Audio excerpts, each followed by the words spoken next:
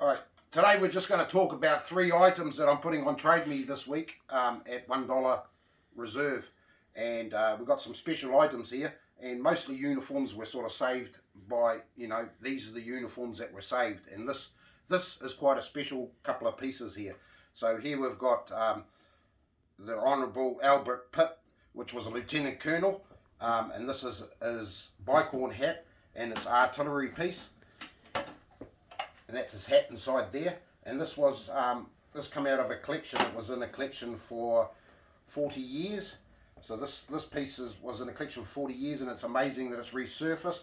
But what's amazing is that this other jacket was found about 5 or 6 years ago from another collector that bought it at auction, and it sold for around about $700. So it's good that we're reuniting these two things. These are quite really nice, and like he was a Governor General in 1903 until he died, but he was at Parihaka and on active service, and he commanded 1,200 troops in about 1881, I believe, and then in 1885 he became a Lieutenant Colonel, and he was quite high up in the Nelson sort of district before he became Governor General.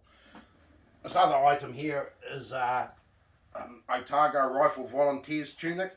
This is Victorian era, and he was a sergeant there, and he was in Bravo Company, I believe, Otago Rifle Volunteers, New Zealand. This is Victorian. This is quite nice. You don't usually see these sort of jackets around very much, and it's all got New Zealand Volunteers buttons on it as well. And then we're going to go over to this last sort of collection that I'm doing, and this is quite a big collection.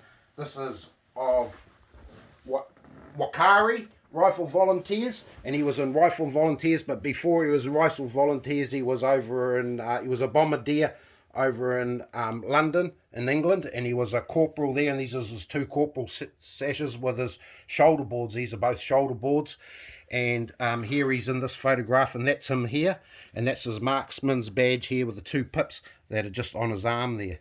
Yeah, and we're just going to go into a bit more sort of stuff. So he sort of started as a lance corporal, worked his way up in the ranks of sergeant, staff sergeant. Here we've got his medical thing here, some sort of rugby stable belt. I didn't even know stable belts are around in that time, but it's marked rugby with some other stamps on the side. He's got his paperwork documents, and he done latitude and longitude when he sailed over to New Zealand in 1899.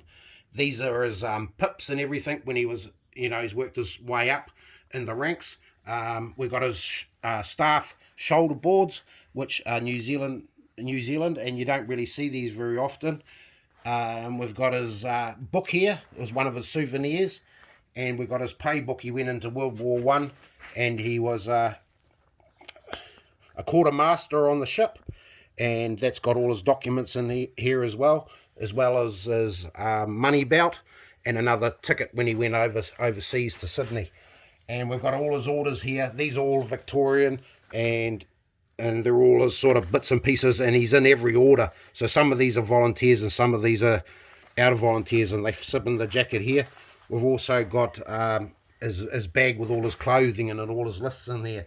But I think the most special thing is this picture here. I don't believe there's any of these sort of pictures around of the Willoughby Rifle Volunteers, which is really, really nice. And it's a nice little group with a bag, and also we've got another sword belt here. This is the inner one with the 2 sword hangers that would show on the outside. You didn't have this hanging on the inside, on the outside, obviously.